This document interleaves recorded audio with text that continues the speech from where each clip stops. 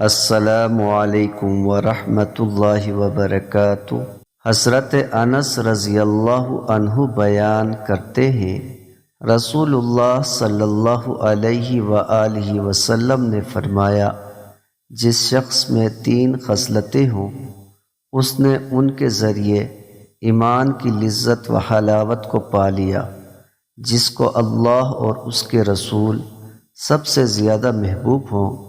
جو شخص کسی سے محض اللہ کی رضا کی خاطر محبت کرتا ہو، اور جو شخص دوبارہ کافر بننا اس کے بعد کہ اللہ نے اسے اس سے بچا لیا ایسے ناپسند کرتا ہو جیسے وہ آگ میں ڈالا جانا ناپسند کرتا ہے۔ مشکوٰۃ المصابیح حدیث نمبر 8۔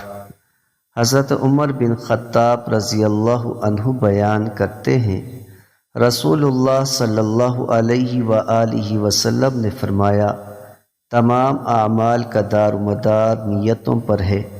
ہر شخص کو وہی کچھ ملے گا جو اس نے نیت کی، پس جس شخص کی ہجرت اللہ اور اس کے رسول کی خاطر ہوئی تو اس کی ہجرت اللہ اور اس کے رسول کی خاطر، اور جس کی ہجرت حصول دنیا یا کسی عورت سے شادی کرنے کی خاطر ہوئی تو اس کی ہجرت اسی کی خاطر ہے جس کی خاطر اس نے ہجرت کی۔ مشکوٰۃ المصابیح حدیث نمبر 1۔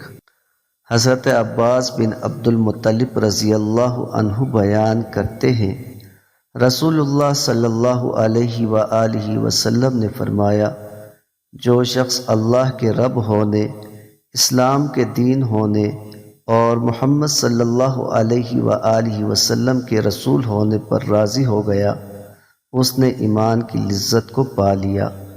مشکوٰۃ المصابیح حدیث نمبر 9۔